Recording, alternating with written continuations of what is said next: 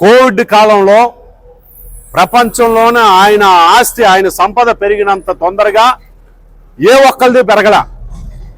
నరేంద్ర మోడీ గారి పుణ్యమా అని చెప్పని ఆయన సంపద పెరిగింది. ప్రపంచ కుబేరుల్లో పోటీ పడే 1వ స్థానానికి పోటీ పడే స్థాయికి ఆయన ఎదిగాడు. కానీ ఆయన సంపద పెరగడానికి కారణమైనటువంటి వాళ్ళు ఎవరు చెప్పండి? మీ శ్రమ ద్వారా, మీ శ్రమ దోపిడీ ద్వారా వచ్చిన మిగులినంతటినీ కూడా తను అప్పనంగా కాజేయడం వలన అంత పెద్దోడు అయ్యాడు. ఇచ్చినటువంటి సంపదలోని న్యాయంగా వాళ్ళకి రావాల్సిన వాటా వస్తుందనంటే రావట్లే. ఇవ్వడానికి ఎవడూ సిద్ధం కాదు. ఏ ప్రభుత్వం సిద్ధం కాదు, ఏ యాజమాన్యం సిద్ధం కాదు. ఇప్పుడు మీరందరూ కోరేదేంటి? న్యాయంగా మీకు రావాల్సిన వాటా కూడా అడగట్లే మీరు. అయ్యా, కనీసం మేము గౌరవంగా బతకడానికి, మా కుటుంబాన్ని సమాజంలో గౌరవంగా పోషించుకునేటటువంటి వేతనం ఇమ్మని చెప్పని అడుగుతున్నారు. చేతులు రానటువంటి పద్ధతుల్లో ఈరోజు గంగవరం పోర్టు యాజమాన్యం ఉందనంటే ఎంత తీవ్రంగా ఇక్కడ శ్రమ దోపిడీ జరుగుతుందో మనం అర్థం చేసుకోవాల్సినటువంటి అవసరం ఉంది. ఈరోజు ఈ కార్మికులు లేకపోతే, కార్మికుల శ్రమ లేకపోతే అదానీ గారు సంపద పెరుగుద్దా? అదానీ గారు అంత సంపద పోగు వేసుకోవడానికి ఏమైనా ఎప్పుడైనా ఒక్క చెమట చుక్క తన జీవిత కాలంలో చిందించాడా అన్నది మనం ప్రశ్నించాలి. మేము ఉన్నాం, కాల్పులు అయ్యాయి. దాని తర్వాత మమ్మల్ని అందరినీ జైల్లో పెట్టిన తర్వాత ఒక ఒప్పందం చేసుకున్నారు. అప్పుడు చనిపోయిన చోడుపిల్ల నూకరాజు కుటుంబానికి గంగవరం పోర్టులో ఉద్యోగం ఇస్తున్నామని చెప్పని బ్రహ్మాండంగా ప్రకటన చేసుకొని మంత్రి గారు, ఆనాడు ఉన్నటువంటి మంత్రి గారు అపాయింట్మెంట్ లేఖ కూడా ఇచ్చారు, కొనతాల రామకృష్ణ గారు. ఏంటి ఆ ఉద్యోగం అని అంటే కాంట్రాక్టర్ ద్వారా పని, అంటే కనీస వేతనం కన్నా తక్కువే ఇచ్చేది. అంటే ప్రాణం కోల్పోయినటువంటి కుటుంబానికి ప్రభుత్వం చేసినటువంటి మేలు ఏ విధంగా ఉందో అర్థం చేసుకోవాలి. సరే, గతంలో మాకు చేరినప్పటి నుంచి వేతనాల్లో ఏమీ తేడా లేదు. తర్వాత లోపల మేము పనిచేస్తున్నప్పుడు చాలా వేధింపులు ఉన్నాయి.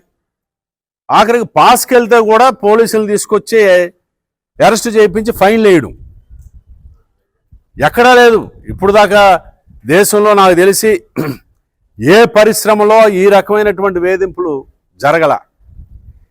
ఆ కనీస వేతనం కూడా లేదు. లోకో పైలట్ అని అంటే అది ఒక విధంగా మనం మామూలుగా ఈ కాంట్రాక్ట్ పరిభాషలో మాట్లాడుకుంటే హైలీ స్కిల్డ్ వర్క్. అది హైలీ స్కిల్డ్ వర్క్ చేస్తే అన్స్కిల్డ్ కార్మికులకు ఇస్తున్నటువంటి కనీస వేతనం కూడా ఇవ్వనటువంటి దుస్థితి ఈరోజు యాజమాన్యానికి ఉందానంటే ఎంత అప్పనంగా గంగవరం పోర్టుని రాజుగారి దగ్గర నుంచి కొట్టేశారో మన అందరికీ తెలుసు. ఆయన మద్దతుతోని గంగవరం పోర్టుని కొట్టేశాడు. కొట్టేసి ఇక్కడ వచ్చిన రోజు నుంచే లాభాలు రావాలి నాకని చెప్పని లాభాలు ఎంత సంపాదిస్తున్నా ఆయనకేం సంతృప్తి కలుగుతున్నట్టు అదానీ గారికి కనిపిస్తుందా?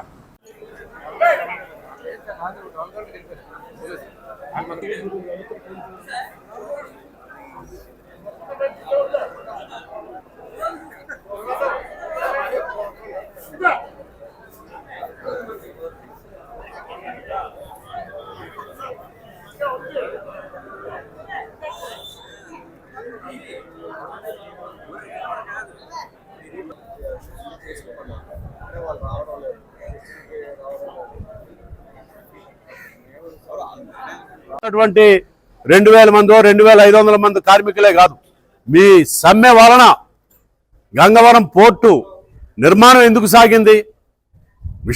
విశాఖపట్నం ఉక్కు కర్మాగారానికి అవసరమైనటువంటి రా మెటీరియల్ కానీ, లేకపోతే ఇక్కడ వీళ్ళు ఉత్పత్తి చేసిన ఉక్కును కానీ ఎగుమతి చేయడానికి వీళ్ళకి అవసరమైనటువంటి రా మెటీరియల్ని దిగుమతి చేసుకోవడానికి ఇక్కడ ఒక పోర్ట్ ఒకటి, శాటిలైట్ పోర్ట్ ఒకటి కట్టాలన్నది వచ్చింది. అది విశాఖపట్నం పోర్టు కట్టాలా, స్టీల్ ప్లాంట్ వారు క్యాప్టివ్ జెట్టి కట్టుకోవాలా అని తర్జనా భర్జనలు జరుగుతున్నటువంటి నేపథ్యంలో వీళ్ళెవరూ కాదు, ప్రైవేట్ రంగంలో తీసుకొని రండి అని చెప్పని అన్నారు. అంటే విశాఖపట్నం స్టీల్ ప్లాంట్కి సర్వీస్ చేయడానికి ప్రధానంగా గంగవరం పోర్ట్ అన్నది వచ్చింది. ఈరోజు అదానీ వచ్చిన తర్వాత ఈరోజు విశాఖపట్నం స్టీల్ ప్లాంటే ఒక ఇబ్బందికరమైనటువంటి స్థితిలో ఉంది. ఏమైపోయింది? ఎందుకు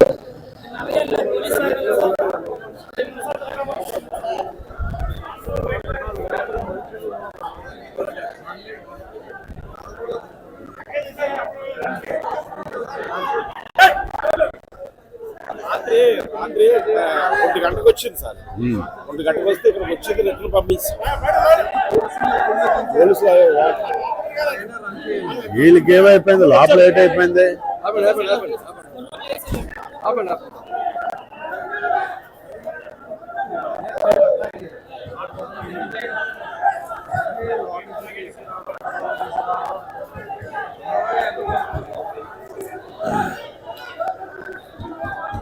దాన్ని సిహెచ్డి అని చెప్పంటారు, cargo handling department. Cargo handling department వాళ్ళు ఏ పని అయితే చేస్తున్నారో మీరు అదే పని చేస్తున్నారు. అలాగే పోర్టు ఉద్యోగులు మిగతా మెయింటెనెన్స్ వర్కులు, క్రైన్ల ఆపరేషన్ కానివ్వండి, ఎలక్ట్రికల్ ఇతరత్ర మెయింటెనెన్స్ వర్కులు, అలాగే పోర్ట్లో విశాఖపట్నం పోర్ట్లో రైల్వే సపరేట్, అదే పెద్ద విభాగం. నేను Visakhapatnam harbour and port workers యూనియన్కి గౌరవాధ్యక్షుడిగా ఉన్నాను. అక్కడ వేతన ఒప్పందం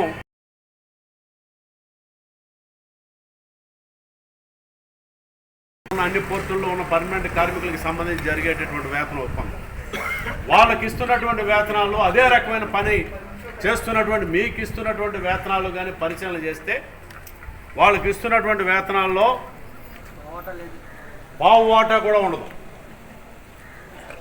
5 అంటే ఒక 20% మాత్రమే వాళ్ళకి ఇస్తున్నటువంటి వేతనాల్లో మీకు ఇస్తుంది 20% ఇచ్చి అంతకన్నా ఎక్కువ పని చేయించుకుంటున్నారు.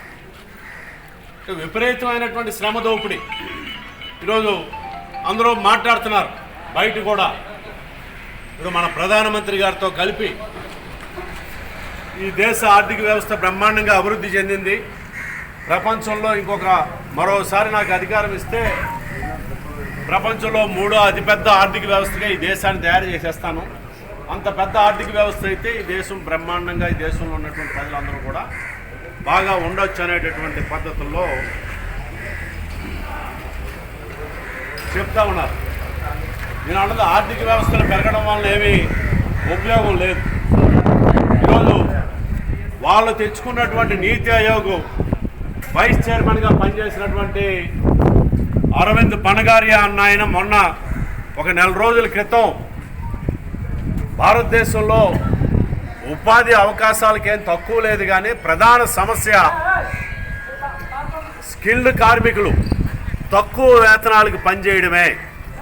ఏదైతే ప్రభుత్వం లేకపోతే వాళ్ళు బతకడానికి ఒక కార్మికుడు తన శ్రమ ద్వారా తన కుటుంబాన్ని పోషించుకోవడానికి అవసరమైనటువంటి వేతనం అన్నది ఒకటి నిర్ణయం చేయబడుతుంది. దానికన్నా తక్కువ వేతనాలకే, అండర్ వేజెస్ తక్కువ వేతనాలకే భారతదేశంలో ఉపాధి లభిస్తుంది తప్ప సరే వాళ్ళ పనికి తగినటువంటి వేతనం, వాళ్ళ శ్రమకి తగినటువంటి వేతనం లభించడం లేదు. ఇది ప్రధానమైన సమస్య అని చెప్పని ఆయన ప్రభుత్వంలో ఉన్నాయనే చెప్పాడు. పాలకులకి అటువంటి గుర్తు రావు.